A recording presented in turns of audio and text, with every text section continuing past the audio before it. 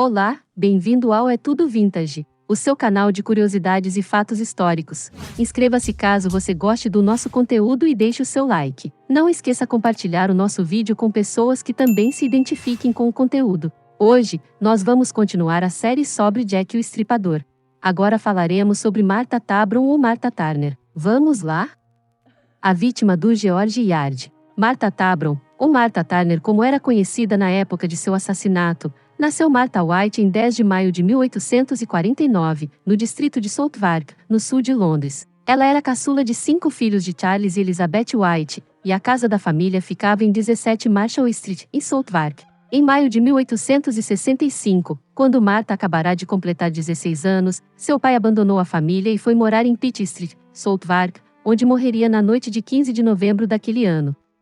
Seu casamento condenado com Henry Samuel Tabron. No final da adolescência, Martha conheceu e começou a viver com Henry Samuel Tabron, um capataz empacotador de móveis, e no dia de Natal de 1869, o casal se casou na Trinity Church, Nevington. Os recém-casados se mudaram para uma casa no número 20 da Marshall Street, perto do que fora a casa de infância de Martha, e o casal teria 2 filhos juntos, Frederick, nascido em 1871, e Charles, nascido em 1872. No entanto, nos anos seguintes, Martha começou a beber muito, e sua intemperança tornou-se um ponto de discórdia na casa da família, tanto que, em 1875, Henry a deixou por causa disso.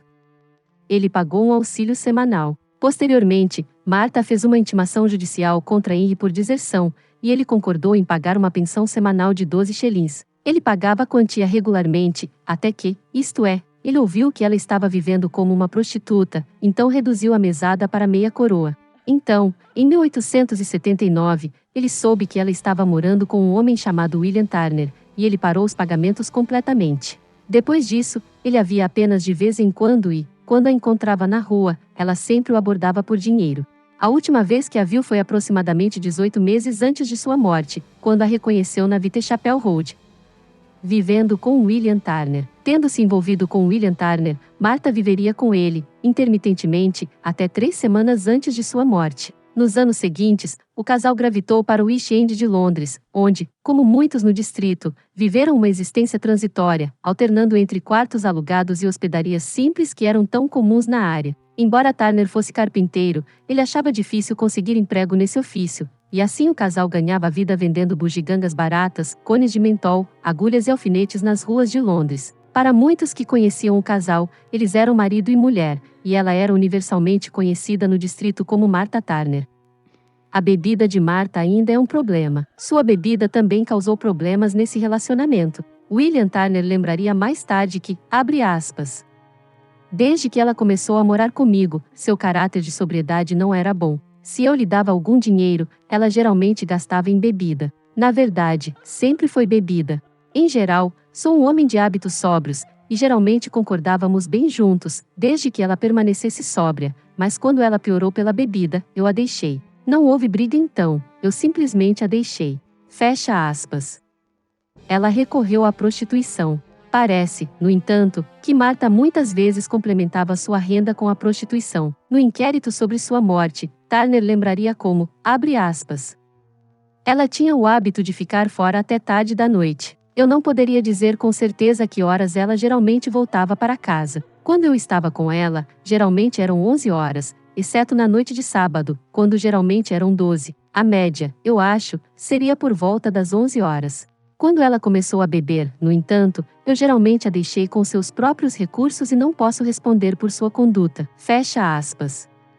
Ela se hospedou no Star Place. Em março de 1888, Martha alugou um quarto de Mary Bosfield, no Star Place, Star Street, fora da Commercial Road, pelo qual pagou um aluguel semanal de 2 shillings. William Turner parava para dividir o quarto de vez em quando, provavelmente nas ocasiões em que ele e Martha não se separaram por causa da bebida. A senhora Bosfield também notou o gosto de Martha pela bebida, embora, quando ela testemunhou no inquérito sobre a morte de Martha, ela se esforçou para enfatizar que Martha nunca foi uma bebedora problemática, abre aspas.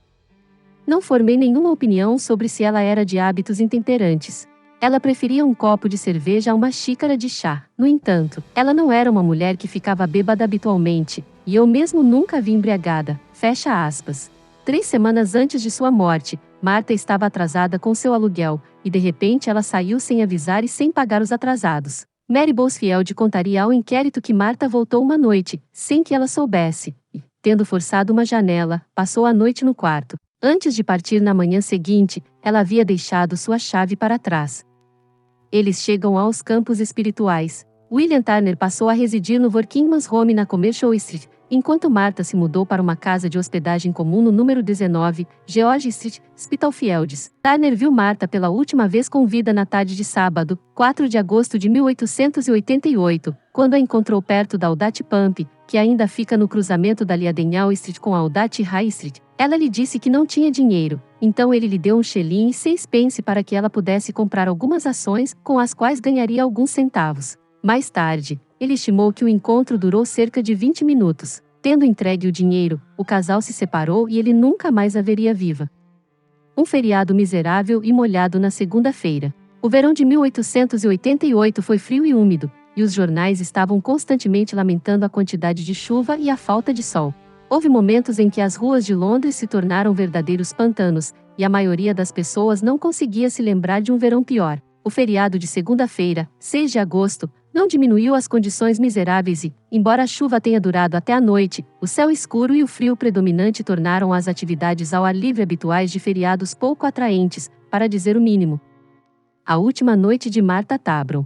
Não se sabe como Martha Tabron passou o que seria o último dia de sua vida. No entanto, em algum momento na noite de segunda-feira, ela se encontrou com a colega prostituta Marianne Connelly, também conhecida no distrito como Pearlie Paul, que foi descrita por vários jornais como uma mulher alta e de aparência masculina, e as duas foram beber juntas. Embora Connelly tenha afirmado que as duas eram amigas, nenhum dos associados próximos de Martha parece ter sabido nada sobre Pearlie Paul. Connelly também afirmaria mais tarde que conhecia a vítima como Emma, não como Martha. Connelly daria relatos conflitantes de seus movimentos naquela noite, portanto, é difícil estabelecer uma linha do tempo exata de como a noite se desenrolou. Ela disse à polícia que elas se encontraram em um pub às 23 horas e beberam naquele pub até às 23 horas e 45. No entanto, ela disse ao inquérito sobre a morte de Martha Tabron que elas tinham ido beber em vários bares ao redor da área, começando sua farra às 22 horas da noite de segunda-feira. Claro, é mais do que possível que a memória de Connelly da noite possa ter sido confundida pela quantidade de bebida que ela havia consumido,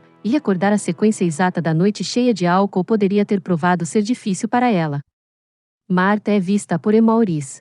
Às 23 horas, Martha foi vista entrando no White Swan Pub na Whitechapel High Street por sua cunhada, Maurice, e, de acordo com o depoimento de Anne, Martha estava sozinha. É possível, portanto, que Martha tenha conhecido Connelly no Cisne Branco e elas tenham permanecido lá ou tenham saído de lá para beber em vários outros pubs nas proximidades. Encontraram 2 soldados. De acordo com Connelly, elas se encontraram com 2 soldados, um cabo e um soldado, e ficaram mais do que felizes que os homens comprassem suas bebidas. Por volta da meia-noite, os 4 saíram do pub e seguiram pela Whitechapel High Street, onde se dividiram em casais na entrada do George Yard. Connelly e seus soldados seguiram para o beco seguinte, Angel Alley, uma pequena passagem escura e sinistra que ainda existe, e que ainda possui um ambiente extremamente ameaçador.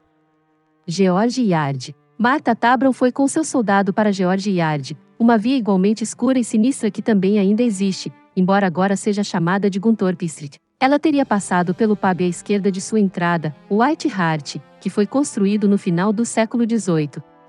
Casa de St. George. Pouco depois de White Hart, do lado esquerdo de George Yard, ainda se ergue um robusto edifício, agora dividido em apartamentos, e que tem o ano da sua construção, 1886, brazonado acima do seu nível superior. Em 1888, este era o lar para meninas respeitáveis de St. George, parte da missão George Yard que havia sido estabelecida aqui em 1856 pelo comerciante de provisões que se tornou evangelista George Holland. Em 27 de setembro de 1888, o Daily News publicou o seguinte artigo que ilustra o impacto dos assassinatos nas meninas do bairro, abre aspas. O Sr. George Holland, cujo trabalho notável vem acontecendo há tantos anos em instalações que ocupam uma posição obscura em George Yard, Whitechapel, diz que a sensação afetou muito sua instituição. Ele tem algumas centenas de moças ligadas à sua casa, e muitas delas têm medo de sair depois de escurecer. Ele também está preocupado com a possibilidade de que as senhoras que costumam descer lá nas noites de inverno para ensinar e entreter seus jovens sejam dissuadidas por esta última adição à má reputação de Whitechapel. Fecha aspas. Uma rua perigosa. De acordo com o East London Advertiser, George Yard era uma das ruas mais perigosas da localidade, mas, para um andarilho experiente como Martha Tabron, oferecia uma quantidade razoável de privacidade para fazer negócios. Edifícios do George Yard. No topo da George Yard, à esquerda, havia um bloco de apartamentos, conhecido como George Yard Buildings. As residências aqui eram ocupadas por inquilinos que o East London Observer descreveu, de maneira um pouco lisonjeira, como pessoas da mais pobre descrição. Quando as luzes da escadaria foram apagadas às 23 horas, os patamares do edifício foram lançados em uma escuridão impenetrável que os torna ideais para uso por prostitutas e seus clientes. Martha, sem dúvida, teria conhecimento desse local escondido, e foi para um dos patamares escuros e isolados do prédio que ela provavelmente dirigiu na companhia do soldado. Claro, agora é impossível estabelecer se o soldado também foi seu assassino, ou se um cliente posterior realizou o ato sujo.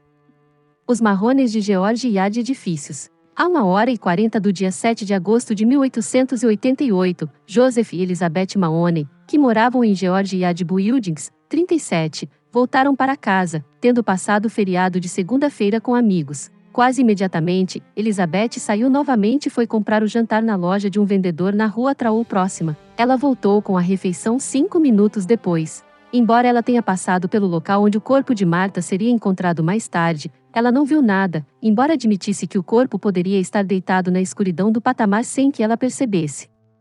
O soldado em espera. Por volta das 2 da manhã, o policial Thomas Barry estava andando pela Wentworth Street. Ao passar pela entrada da George Yard, notou um soldado vagando por ali. Barry comentou com o homem que já estava na hora de ele estar no quartel, e o soldado respondeu que estava esperando um camarada que havia acompanhado uma mulher até um dos prédios próximos. Barry parece ter aceitado isso sem questionar, e continuou em seu ritmo. Alfred Crow chega a casa. Às 3h30, Alfred George Crow, 21 anos, motorista de táxi, voltou para sua casa em George Yard Buildings. Enquanto subia as escadas, notou alguém deitado no chão do patamar do primeiro andar, mas, como muitas vezes encontrava pessoas dormindo nos patamares, prestou tão pouca atenção à forma de bruços que não conseguiu dizer se era um homem ou uma mulher, ou se a pessoa estava viva ou morta. Encontrando o corpo de Martha Tabron.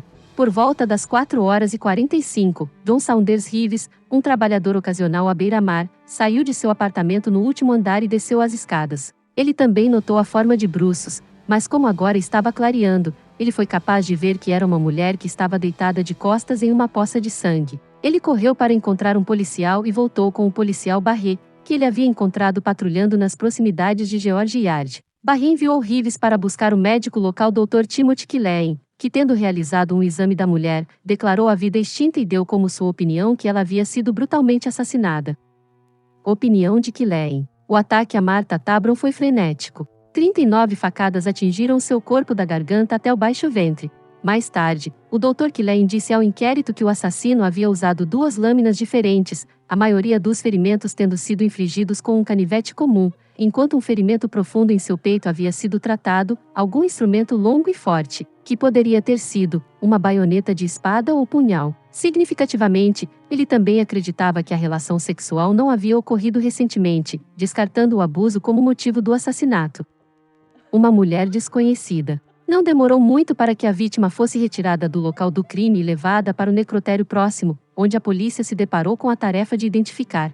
Ela era, como a polícia rapidamente descobriu, desconhecida de qualquer um dos inquilinos dos edifícios George Yard. A polícia, portanto, divulgou uma descrição da mulher desconhecida aos jornais. Abre aspas. O corpo, que era de uma mulher, aparentemente entre 35 e 40 anos de idade, cerca de 1,5 metros. Tez e cabelos escuros, usava uma saia verde escura, uma anágua marrom, uma jaqueta preta comprida e um gorro preto. A mulher é desconhecida de nenhum dos ocupantes dos cortiços no patamar em que o falecida foi encontrada, e nenhum distúrbio de qualquer tipo foi ouvido na noite. As circunstâncias da tragédia são, portanto, misteriosas, e o corpo, que até o momento não havia sido identificado, foi removido para o necrotério de Whitechapel, e o inspetor Elliston, da delegacia de Commercial Street, colocou o caso nas mãos do inspetor Hyde, do Departamento de Investigação Criminal, e esse oficial está agora instaurando inquéritos. Fecha aspas. O corpo fotografado. O corpo também foi fotografado no necrotério, e cópias da fotografia foram entregues a detetives e policiais que começaram a mostrar às pessoas do distrito na esperança de que alguém pudesse identificar a vítima. Várias pessoas afirmaram reconhecer a mulher, embora cada uma tenha dado nomes diferentes a ela: Sra. Vitters, Mary Bryan e Martha Turner. Identificando o soldado. Uma importante linha de investigação para a polícia estava tentando determinar a identidade do soldado que o policial Barry havia encontrado na entrada da Wentworth Street em George Yard nas primeiras horas da manhã do assassinato. Para tanto, em 7 de agosto de 1888, o inspetor Edmund Hyde, encarregado do caso, escoltou Barry até a Torre de Londres, onde estava assentado um grande contingente militar, e vários soldados foram trazidos à sua presença. Ele foi, no entanto, incapaz de identificar qualquer um deles como sendo o homem que ele havia questionado. Eles voltaram para a torre no dia seguinte, 8 de agosto, e os guardas que estavam de licença na noite do feriado de segunda-feira desfilaram diante dele. Desta vez ele escolheu 2 homens, que foram posteriormente levados para a sala de ordenança. Aqui Barry afirmou que ele estava errado sobre o primeiro homem, que foi autorizado a sair. O homem restante, cujo nome era John Leary, foi capaz de dar um relato completo de seus movimentos na noite do assassinato e, por ser corroborado por outro soldado, John Law, foi descartado como suspeito. O inquérito abre. A confusão sobre sua identidade era tal que, quando o inquérito sobre a morte da mulher foi aberto no Working Lads Institute em Whitechapel Road, na quinta-feira, 9 de agosto de 1888, embora se acreditasse que a vítima fosse Martha Turner, não havia certeza de que era, de fato, o caso. O East London Observer resumiu a confusão em seu relatório sobre o inquérito em sua edição de sábado, 11 de agosto de 1888. A identificação, no entanto, de todos os 3 foi mais ou menos duvidosa. O maior crédito foi dado a uma mulher que apareceu cedo na biblioteca com um bebê nos braços. Ela usava um vestido azul com um chapéu preto e um lenço azul xadrez branco em volta do pescoço. Ela havia sido levada por Banks, o legista, para ver o corpo no necrotério, e foi positiva ao afirmar que o reconheceu como o de uma mulher de seu conhecimento chamada Martha Turner, uma mulher casada. Mas, embora o inquérito tenha sido ostensivamente realizado sobre o corpo de Martha Turner, as provas de identidade eram tão vagas que o vice-legista, no final do inquérito, expressou a opinião de que não valia a pena chamar a mulher que professou identificar a falecida como testemunha, em todos os eventos, não até que mais provas fossem apresentadas da precisão da identificação.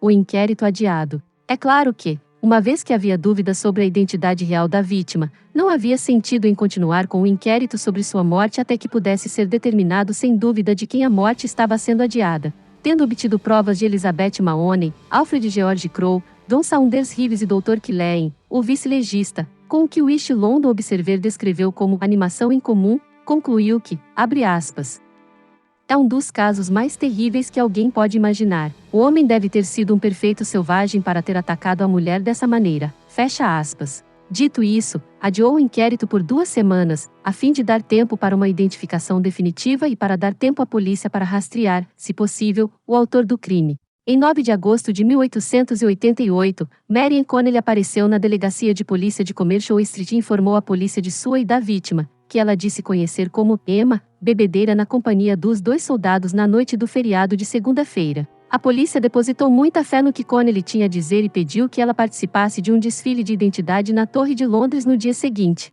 No entanto, ela não apareceu, e a polícia teve que a localizar, finalmente levando-a para a torre na segunda-feira, 13 de agosto. A Lloyd's List publicou detalhes do resultado deste último acontecimento em sua edição de terça-feira, 14 de agosto de 1888. Abre aspas. 2 soldados eram suspeitos de estarem envolvidos no caso, mas ontem uma mulher com o apelido de Pearlie Paul, que estava na companhia da mulher assassinada, foi levada à torre por um inspetor de polícia e confrontada com todos os não-oficial comissionado e soldado que estava de licença no momento do assassinato, e ela não reconheceu nenhum deles. O caso é, portanto, um grande mistério como sempre. Fecha aspas. O East London Observer, no sábado, 18 de agosto de 1888, deu um relato mais detalhado do desempenho de Connelly na torre. Acompanhada por Pearlie Paul, seguiu para a torre na tarde de segunda-feira, onde foi confrontada com todos os suboficiais e soldados que estavam de licença no momento do atentado. Eles desfilaram na parte de trás da torre, sem serem vistos pelo público, que na segunda-feira havia um grande número frequentando a estrutura histórica, e foi solicitado Pearlie Paul. Você pode ver qualquer um dos homens que você viu com a mulher agora morta? Pearlie Paul, nada constrangida, colocou os braços nos quadris, olhou para os homens com ar de inspetora e balançou a cabeça. Esta indicação de um negativo não foi suficiente. Você consegue identificar alguém? Ela foi perguntada. Peale Paul exclamou, com bastante ênfase feminina, ele não está aqui. A mulher estava muito decidida neste ponto, e os homens foram então retirados, enquanto os dois homens sobre os quais uma sombra de suspeita repousava ficaram consideravelmente aliviados por sua inocência ser declarada. Lembrou de um fato importante? A essa altura, Connelly se lembrou de que os soldados tinham faixas brancas em volta de seus bonés, o que significava que pertenciam aos guardas Coldstream. O inspetor Hyde, portanto, organizou outro desfile de identidade, desta vez no Wellington Barracks. O Westminster and Pimlico News relatou o que aconteceu em sua edição de sábado, 18 de agosto de 1888. Ao meio-dia de quarta-feira houve um desfile de Coldstream e Grenadier Guards no Wellington Barracks, Pimlico. Parece que, logo depois das 11 horas, dois policiais, o inspetor Hyde e o sargento detetive Cauter, chegaram com Marian Connelly, também conhecida como Peale Paul, e pediram permissão para fazer algumas investigações sobre o assassinato de Martha Turner, em Whitechapel na noite do feriado. A chamada de assembleia foi imediatamente soada, e os homens foram organizados em quarto de coluna, após o que eles entraram em fila por uma passagem, onde o inspetor Hyde, o sargento Cauter e outro policial estavam estacionados com Peale Paul. A mulher foi convidada a examinar os rostos dos soldados que passavam, com o objetivo de ver se conseguia identificar algum dos homens que estavam com ela e o falecido na noite em que o assassinato foi cometido. Depois de um pequeno número ter passado, Peale Paul escolheu um homem vestindo listras, e considerado por ela como cabo, como aquele que foi embora com a falecida. É ele, exclamou ela. O suspeito foi detido provisoriamente, e o arquivamento por parte dos demais continuou. Quando mais alguns passaram, a mulher, examinando atentamente as feições de cada um, apontou para um soldado como sendo o segundo homem. Ela declarou positivamente que ele a acompanhou até uma casa no bairro onde ocorreu o assassinato. Você tem certeza? Ela foi perguntada, e Peale Paul acenou com a cabeça e respondeu, sim. As autoridades militares imediatamente colocaram todos os livros, mostrando o horário em que os suspeitos saíram e retornaram ao quartel na noite mencionada, à disposição do inspetor Hyde e do sargento Cauter. Salientou-se que o cabo não passava de um soldado de boa conduta, homem de caráter exemplar, que se encontrava no quartel às 10 horas da noite de feriado. Outras provas de sua inocência, e também de respeito aos movimentos do soldado na noite do crime, também foram apresentadas. O primeiro homem foi imediatamente exonerado, enquanto o segundo, também um homem de caráter excepcionalmente bom, foi formalmente informado de que novas investigações deveriam ser instauradas. Essas investigações foram devidamente conduzidas, e ele também foi informado de que nenhuma mancha repousava sobre ele, pois era claramente um caso de identidade equivocada. Afirmou que, como Peale Paul identificou dois homens inocentes, que não poderiam estar em Whitechapel no momento em que ela diz, a polícia não procurará mais sua ajuda para elucidar o mistério. Nenhum dos homens usava armas de mão quando saíram do quartel em Bank Holiday, e não podiam estar na companhia um do outro. As autoridades dizem que agora devem procurar em outro lugar por uma pista. Esta pista não pode, eles afirmam, ser dada por alguém que eles inicialmente consideraram a testemunha mais confiável. A polícia havia perdido qualquer fé na veracidade de Connelly como testemunha, e sua frustração foi capturada no seguinte artigo, publicado no The South Wales Echo na segunda-feira, 20 de agosto de 1888. Peale Paul é uma pessoa perigosa em quem confiar. Ela enganou a polícia na ideia de que ela poderia dar-lhes uma pista para o assassinato de Whitechapel. Foi feito por um cabo e um soldado da guarda Grenadier na torre em feriado bancário. Bem, os soldados desfilaram. A enquete escolheu os homens. Mas seu cabo era um soldado com duas faixas de boa conduta no braço, um caráter impecável e um álibi irrefragável. O outro homem mostrou-se igualmente inocente, de modo que a polícia foi enganada todo esse tempo seguindo uma pista falsa. É sempre perigoso confiar para a identificação a evidência de uma mulher ignorante como Peale Paul. Na verdade, seu testemunho, na melhor das hipóteses, nunca é uma pérola de grande preço. William Turner sabe do assassinato. No dia do inquérito, William Turner estava vendendo em Letter Lane quando alguns amigos dele o informaram sobre os procedimentos em Whitechapel. Ele entrou em contato com a polícia e, ao ser levado ao necrotério, conseguiu identificar a falecida como a mulher com quem esteve envolvido nos últimos 9 anos. Parece que William Turner notificou às autoridades que Martha, de fato, ainda era casada com Henry Tabron, e então alguns jornais começaram a publicar seu nome correto, Martha Tabron. Henry Tabron a identifica. Henry Tabron soube da morte de Martha na segunda-feira, 13 de agosto de 1888, quando viu o nome da vítima de George Yard descrito nos jornais como Tabron. Ele entrou em contato com a polícia no dia seguinte. Ao ser levado ao necrotério, identificou a vítima como sua ex-esposa, Martha Tabron.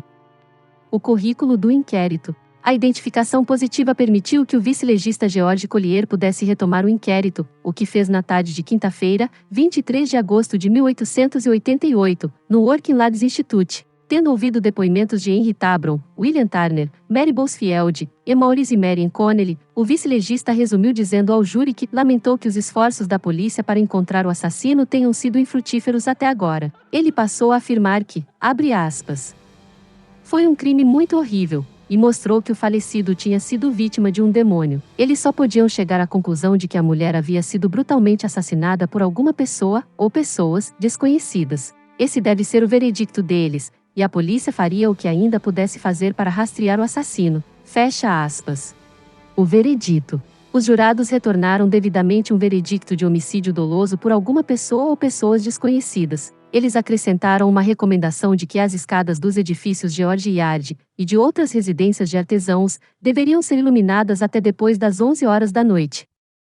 Sem rastreio ou pista. A crueldade do assassinato, juntamente com o fato de ter sido realizado sem que ninguém ouvisse um som, foi motivo de considerável perplexidade e inquietação na área nos dias e semanas que se seguiram. O anunciante do leste de Londres comentou, abre aspas, as circunstâncias dessa terrível tragédia não estão apenas cercadas pelo mais profundo mistério, mas também há um sentimento de insegurança ao pensar que em uma grande cidade como Londres, cujas ruas são continuamente patrulhadas pela polícia, uma mulher pode ser terrivelmente morta quase ao lado dos cidadãos que dormem pacificamente em suas camas, sem deixar rastro ou pista do vilão que cometeu o ato. Parece não haver o menor vestígio do assassino, e nenhuma pista foi encontrada no momento. Fecha aspas. Ela foi vítima de Jack, o estripador? Hoje há um debate considerável sobre se Martha Tabron foi ou não vítima de Jack, o estripador, embora os oficiais de investigação na época certamente pareçam ter acreditado que ela era. O inspetor Walter Dell, que havia sido transferido para a Divisão H da Polícia Metropolitana em 1887, e foi um dos detetives que trabalharam no caso, afirmou mais tarde em sua autobiografia, abre aspas, o que quer que possa ser dito sobre a morte de Emma Smith, não há dúvida de que o assassinato do feriado de agosto, que ocorreu em George Yard Buildings, foi obra do terrível estripador. Fecha aspas. Nada é certo. A verdade é que, com a passagem de mais de 100 anos, e o desaparecimento de tantas evidências, a única coisa que podemos dizer com certeza sobre os assassinatos de Jack, o estripador, é que nada é certo. Em face disso, os ferimentos de Martha Tabron não eram consistentes com as mutilações sofridas pelas vítimas posteriores, que agora são geralmente consideradas as 5 vítimas canônicas de Jack, o estripador. No entanto, significativamente, seu assassino tinha como alvo a garganta e a parte inferior do abdômen de Martha, assim como o estripador faria com suas vítimas. É, portanto, possível que Martha Tabron, assassinada nas primeiras horas de 7 de agosto de 1888 no primeiro andar escuro do George Yard Buildings, tenha sido a primeira vítima a morrer nas mãos de Jack, o estripador. A área como um todo toma aviso. O significado de seu assassinato, no entanto, não pode ser subestimado, pois começou a focar nas mentes da polícia, imprensa e público em geral que algo decididamente desagradável estava ocorrendo em Whitechapel, e uma onda de desconforto geral começou a se espalhar pelo distrito. Assim, quando 3 semanas depois, o corpo mutilado de Mary Nichols foi descoberto, novamente deitada de costas com as saias arregaçadas na cintura e em uma pose quase idêntica à do corpo de Martha Tabron, a percepção começou a surgir, prematuramente como aconteceria, que um assassino reincidente estava solto nas ruas de Whitechapel. Para o povo do East End, seu outono de terror estava prestes a começar. Espero que tenha gostado desse vídeo. Nos vemos em breve. Até mais!